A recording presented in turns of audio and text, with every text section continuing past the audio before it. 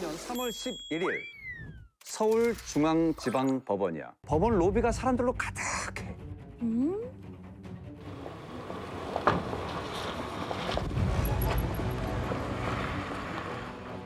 잠시 후 피고인들이 네. 법정에 들어서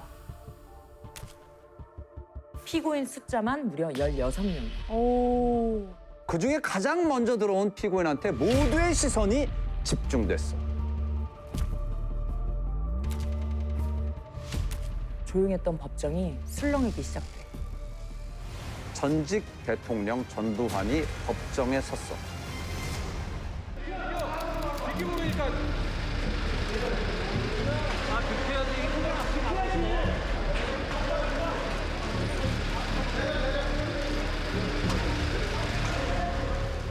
어머.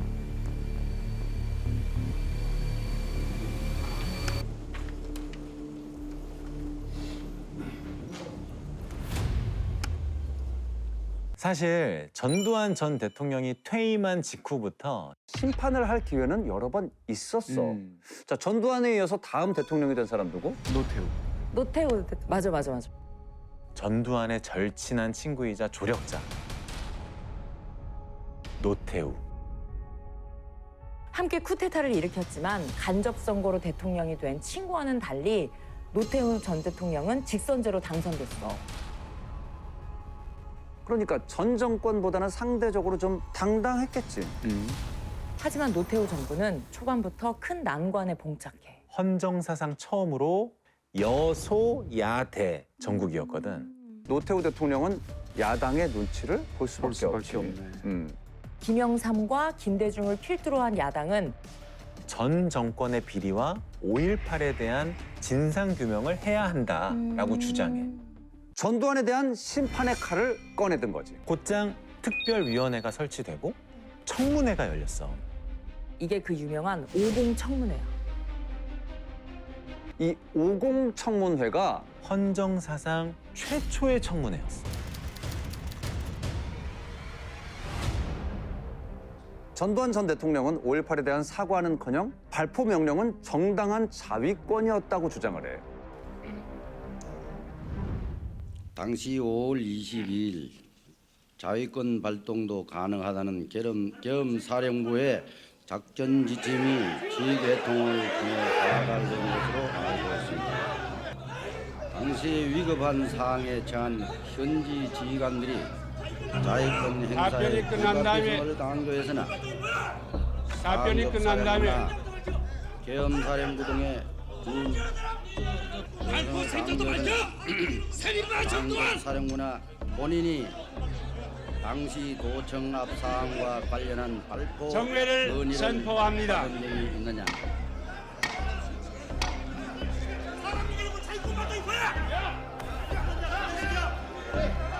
전두환 전 대통령의 형 그리고 사촌 동생 등 일가 친척들과 측근들이 구속이 됐어. 네. 하지만 정작 전두환 본인은 아무런 처벌도 받지 않았어. 참으로 면목이 없는 일입니다. 진심으로 사죄를 드리며 머리를 숙여서 용서를 빕니다. 불법 비자금에 대해 사과하고 사회 환원을 약속했지만 지켜지지 않았지. 사상 최초의 청문회는 그렇게 흐지부지 되고 말아. 자, 시간은 그렇게 흘러서 1993년.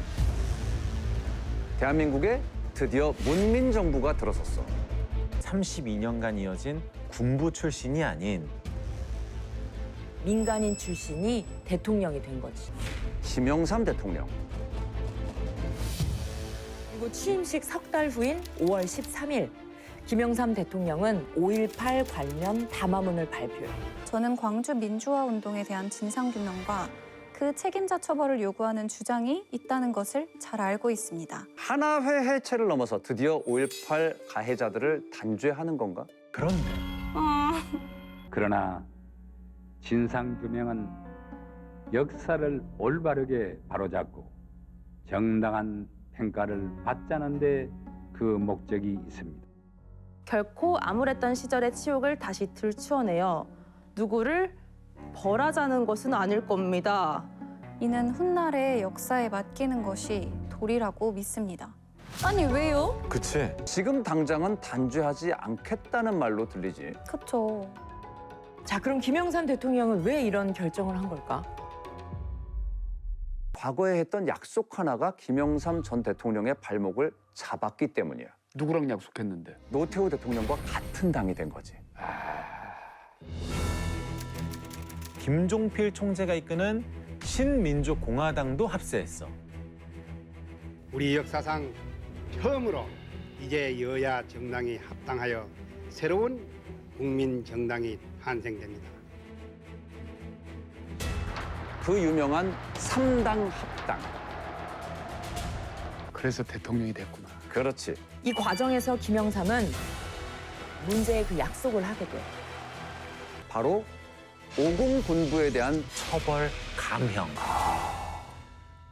자, 게다가 이 약속도 약속이지만 김영삼 대통령이 직접 전두환을 처단하지 못하는 근본적인 이유가 또 있었어. 대통령에겐 사법권이 없잖아. 누군가를 처벌하는 일은 헌법상 대통령이 할 수 있는 일이 아니야. 검찰이 기소를 하고 법원이 판결을 내려야 해. 검찰은 어떻게 했을까? 전두환에 대한 수사를 개시했어. 진짜요? 자, 왜냐하면 누군가 전두환 전 대통령을 고소했거든. 12.12 사태 당시 신군부에 저항했던 수도경비사령관 장태환 장군. 서울의 봄에 아주 중요한 인물로 당시 육군 참모총장이었던 정승화 장군과 함께 반란 및 내란 목적 살인죄로 전두환 전 대통령을 검찰에 직접 고소했어. 검찰에 출두를 했을까? 콧방귀만 끼지 않았을까? 어떻게든 안 했을 것 같아요. 아니 출두했어. 했어요?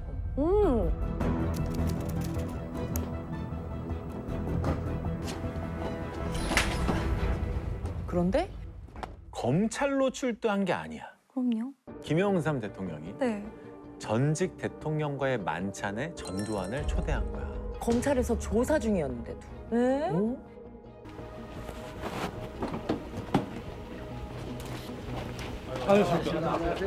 오늘 칼국수 맛있게 잘 먹었죠. 안보 문제에 대해서 각별히 좀 관심을 가는 게 좋겠다고 내가 조언을 해드렸다면 조언이라고 그럴까. 뭐 김 대통령이 가지고 잘 알고 계시더라고. 자, 대통령이 이런 식으로 나오니까 검찰은 어땠겠어? 뭔가를 더 할 수 없지 않았을까요? 1994년 10월 검찰은 정승화, 장태환 장군의 고소권에 대해 이런 처분을 내려. 기소 유예. 전두환의 죄는 인정되지만 기소 자체는 유예, 미루겠다. 네. 이 상황을 반전시킬 만한 사건이 또 발생했어. 장태환, 정승화 장군에 이어서 5.18 피해자와 유가족들도 전두환과 노태우를 고소했거든. 혹시 이런 말 들어본 적 있어? 성공한 쿠데타는 처벌할 수 없다. 들어본 적 없어요. 당시 이 사건을 맡았던 담당 검사가 한 말. 정말요? 아까 장태환, 정승화 장군의 그 고소건 어떻게 처리됐다고 했지, 처음에? 기소 유예. 기소유예. 기소유예. 그런데 이번 5.18 고소권은 공소권 없음으로 공소권 없음으로 결론이 났어. 그동안 미온적인 태도를 보였던 김영삼 대통령도 이번만큼은 격분했대. 그 검사한테 내가 혼을 내주었습니다. 성공하고 실패하고 쿠데타는 쿠데타죠. 사실 김영삼 대통령이 태세를 전환할 수밖에 없었던 이유는 또 있었어. 당시 국정 지지율이 28%. 28%요? 그래서 고심 끝에 칼을 빼든 거야. 역사 바로 세우기라는 명분을 내세우고 과거사 청산을 단행하기로 한 거지. 하지만 문제가 있었어. 각하, 검찰이 이미 불기소 처분을 내렸는데 또다시 수사할 수는 없습니다. 이미 처분을 내린 사건이라 다시 수사라는 건 불가능하다는 거야. 김영삼 대통령은 그러면 어떻게 했을까? 뭔가 편법을 써야만 했겠지. 법을 새로 만들었어. 가능해요, 그게? 정말요? 대통령이자 여당의 총재였던 김영삼은 국회에 5.18 특별법 제정을 지시했고 일사천리로 법이 통과돼. 그럼 이제 칼자루는 어디로 넘어갔을까? 검찰 쪽으로 넘어갔겠죠. 검찰로 가야지. 다시 검찰로 넘어갔어. 자, 아까 기억나지? 기소유예 그리고 공소권 없음. 지금까지의 이 기조를 완전히 바꿔야 되는 거잖아. 그렇죠. 조금 당혹스럽고 곤란스럽겠지. 하지만 이분의 생각은 조금 달랐어. 이분? 자, 이분이 바로 최환 검사장. 검사장? 검사장. 5.18 특별법이 통과되기 2달 전 서울중앙지검장에 임명됐어. 최환 검사장은 성공한 쿠데타는 처벌할 수 없다던 기존의 검찰 기조와는 다른 생각을 갖고 있었어. 성공한 쿠데타도 쿠데타기 때문에 밀어붙인다 이거예요. 어찌됐건 쿠데타를 한 사람인데 그 당시 형법상으로는 다른 여지가 없었기 때문에 그대로 밀어가야 돼.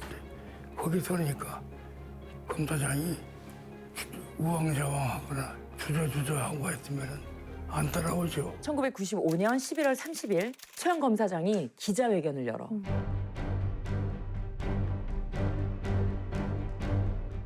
오늘부로 12.12 사태와 5.18에 대한 특별수사본부를 설치하고 두 사건에 대한 수사를 재개합니다. 그런데 불과 이틀 뒤인 12월 2일 아침 검사장님, 큰일 났습니다. 왜? 무슨 일인데? 지금 저 TV를 좀 보셔야 할 것 같습니다. 그러나 이렇듯 저는 오늘 이 자리가 우리나라가 지금 어디로 가고 있고 또 어디로 가고자 하는지에 대한 믿음을 상실한 채 심통한 마음으로 여러분 앞에 섰습니다. 전두환 전 대통령의 반격이야. 이날은 검찰이 출두 명령을 내린 날이었어. 그런데 이에 반발한 전두환이 자신의 자택 앞에 기자들을 불러 모아놓고 이른바 골목 성명을 발표합니다. 이건 정치 보복이다. 그러므로 나는 출두 요구에 응할 수 없다. 전두환은 골목 성명 이후에 곧장 고향인 합천으로 향했어. 특별수사본부는 긴급회의를 열어. 합천은 왜 간다는 거지? 내일이 조모 제사랍니다. 합천으로 내려간 것을 도주로 간주하고 긴급 체포를 하기로 한 거야. 다음날 새벽 6시 마침내 전두환을 체포하러 출동해. 목적지는 전두환이 머물고 있는 오촌 조카의 집.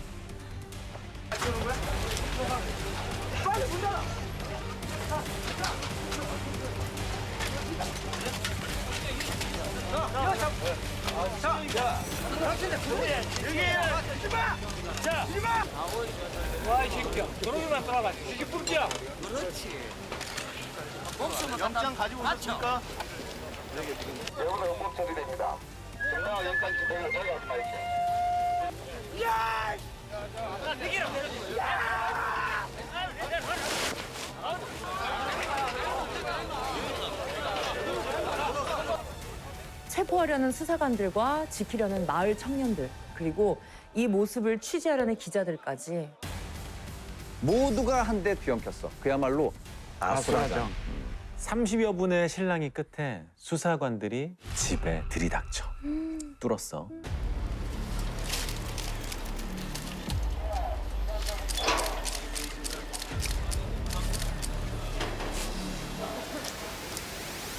수사관들이 의뢰하듯 양쪽에서 팔짱을 끼니까 신경질적으로 뿌리쳤대. 어머.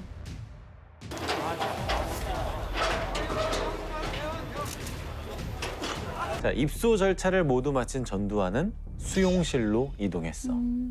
보름이 넘도록 단식 투쟁이 이어졌다고 해. 결국 건강을 어느 정도 회복을 한 이후에야 법정에 서게 돼.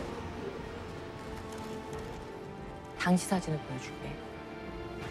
이게 유명한 사진이라 한 번쯤 봤을 수도 있는데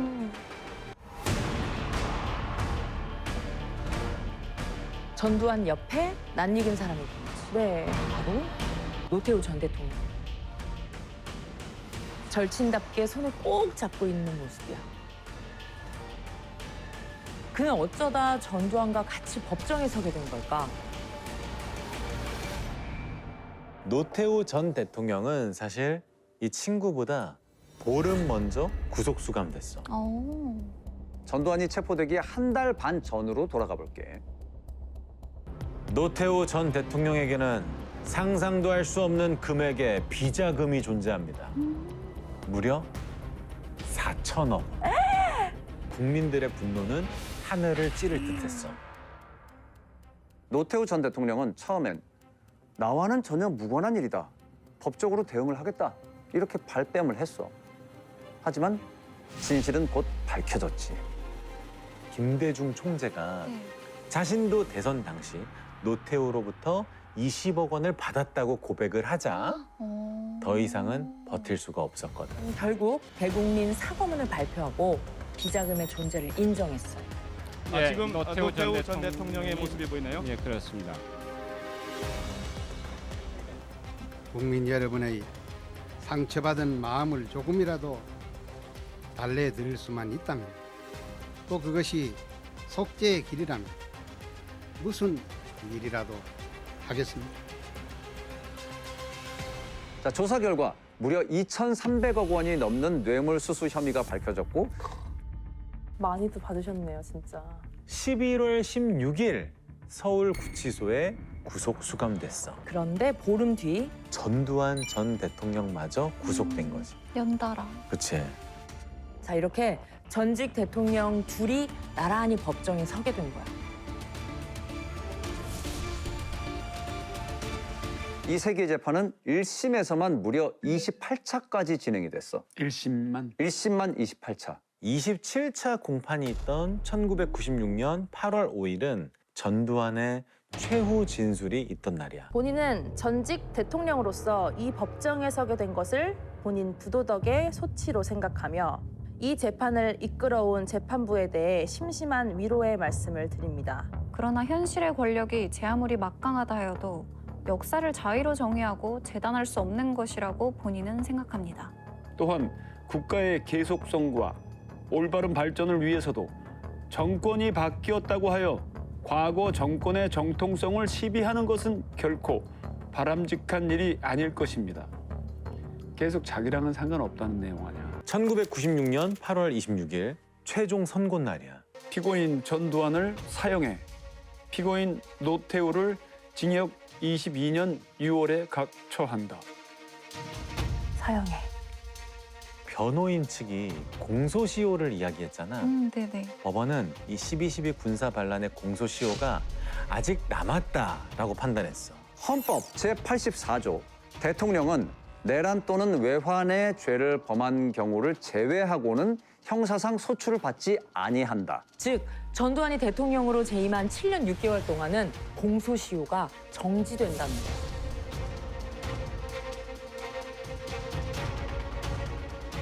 아직 공소시효가 5년이나 남은 게 되는 거지. 그리고 5.18 당시 자위권만 지시하고 발포 명령은 하지 않았다라고 주장했잖아. 상호 간의 교전이 벌어질 수 있다고 인식하고 있었음에도 불구하고 자위권 발동 지시를 함으로써 위 피고인들의 위 자위권 발동 지시는 실질적으로 발포 명령이었다고 볼 것이어서 위 피고인들의 이 부분 주장 역시 이유 없다. 실질적으로 발포 명령한 거나 다름없다라는. 그런데 이어진 2심에선 감형이 됐어. 전두환은 무기징역에 추징금 2,205억 원. 그리고 노태우는 징역 17년에 추징금 2,628억 원. 대법원에서도 이렇게 확정됐어. 타당하진 않지만 그거라도 지키면. 1997년 12월 22일이야. 이날 전 국민이 깜짝 놀랄 일이 벌어져. 네, 지금 막 전두환 전 대통령이 구속된 지 2년 10일 만에 모습을 드러냈습니다. 현재 교도소 정문 앞에서 대기하고 있던 측근들과 간단히 박수를 나눈 뒤 이거 무기징역 아니었어요? 태운 검은색 그랜저 승용차가 지금 서울구치소 정문 앞에 나와 있습니다. 노태우 대통령이 차에서 내려서 저 여유 봐. 여러분이 먼 데까지 와주셔서 감사합니다. 교도소 생활에 대해서 한 말씀 해주세요. 교도소 생활이라는 게 여러분들은 교도소 가지 마시오. 그러고만 내가 얘기하고 있습니다. 한 사람은 무기징역이었고 한 사람은 징역 17년형이었잖아.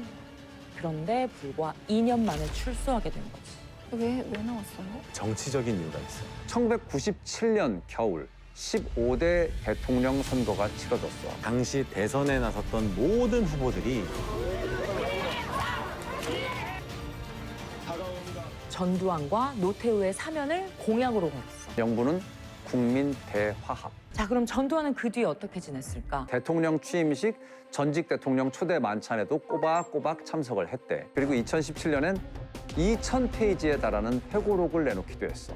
그리고 그 회고록에서 5.18 진상규명에 힘을 쓰셨던 고 조비오 신부를 가면 쓴 사탄이다, 파렴치한 거짓말쟁이다라고 비난을 했지. 조비오 신부의 유족들은 사자 명예훼손으로 전두환을 고소했어. 1심에선 전두환에게 징역 8월, 집행유예 2년의 형을 선고했지. 그런데 항소심 결심 공판을 불과 엿새 앞둔 11월 23일에 전두환은 자택 화장실에서 쓰러진 채 발견되고 결국 사망했어. 이 마지막 심판은 영원히 받지 못하게 된 거야. 그렇네요. 끝까지 피해갔네요. 전파가 죽이면 웃겨. 그놈이 지금 전실에 들어와 있다고. 뭐? 할머니, 나 누군지 알지? 와, 이건 보통 사람 아니다. 그 놈이 나타났어. 이순경, 들어가자. 무조건 잡아야 되는 거거든. 바로 그때였어. 야, 이 새끼야! 뭐야? 실제 현장이야? 경찰 병력 200여 명이 투입된 3만여 장의 수배 전단지가 전국에 뿌려졌어. 경찰관 피살 사건의 용의자 이의 위치가 진짜 미꾸라지 같은 사람이다. 제정신이 아니다. 해 죽이고 싶은 마음이 솟아올랐는데 일촉즉발의 상황이잖아요. 어떻게 이런 스토리가 있어요? 지금부터 범행 직후의 행적을 따라가 볼게.